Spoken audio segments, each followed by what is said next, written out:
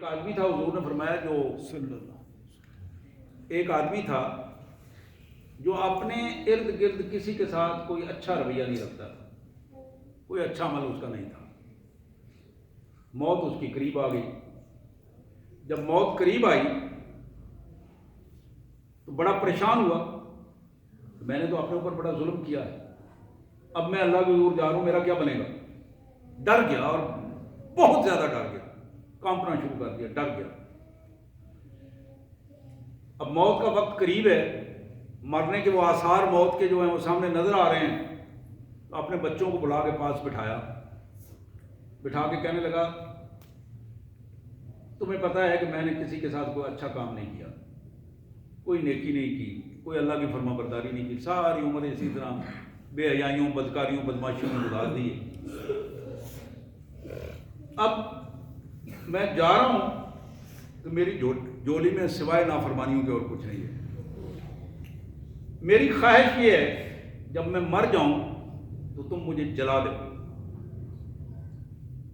اس بات پہ ذرا غور کیجیے گا، جب میں مر جاؤں تم مجھے جلا دینا اور میری راکھ کو دو حصوں میں تقسیم کر دینا، ایک حصہ دریا میں ڈال دینا اور ایک حصہ کہیں باہر جا کے ریتلے علاقے میں پھینک دینا۔ اگر اللہ تعالیٰ نے قیامت کے دن میرا حساب لینا ہوا تو یہ بکھری ہوئی ریت اور بکھرے ہوئے پانی سے کیا نکلے گا؟ تو شاید میں اللہ کے عذاب سے بچ جاؤں، اللہ کی گرفت سے بچ جاؤں۔ یہ کہہ کر وہ نکل گیا اور اس کے بیٹوں نے یہی کام کیا۔ مرنے کے بعد باپ کو جلا دیا، اس کی راکھ کے دو حصے کیے، ایک پانی میں پھینک دیا اور ایک جا کے میدان میں پھینک دیا۔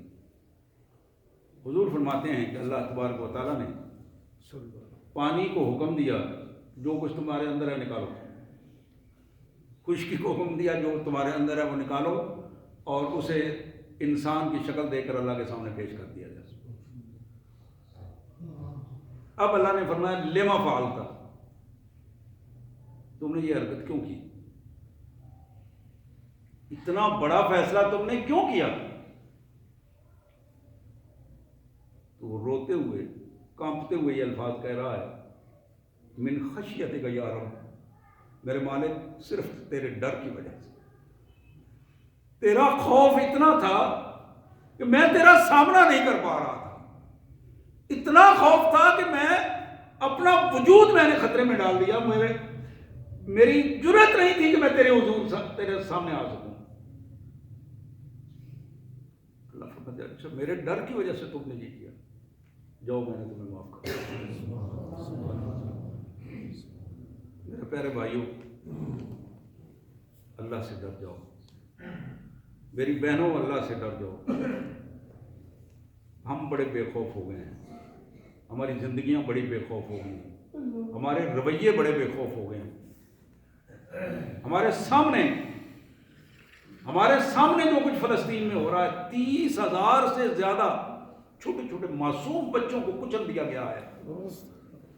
پانی کا ایک قطرہ لیتے ہوئے، روٹی کے لیے راشن تھوڑا تھوڑا لیتے ہوئے، جمع ہوتے ہوئے ان بچوں کو بیماریاں کر کے انہیں تباہ و برباد کر دیا گیا ہے۔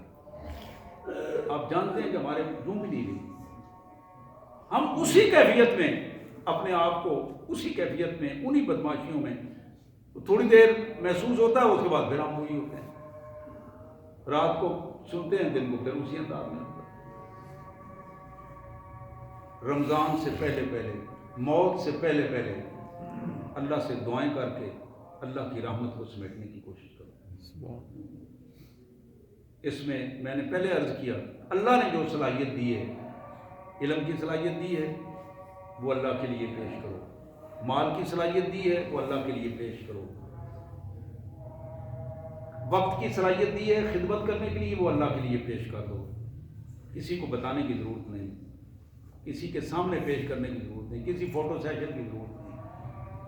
اخلاص کے ساتھ، اخلاص کے ساتھ، اخلاص کے ساتھ، بغیر کسی ریاکاری کے اپنے اللہ کے بندے بن جاؤ۔ اللہ میں اس کی توفیق عطا فرمائے۔ وآخر دعوانا الحمدللہ رب العالمین۔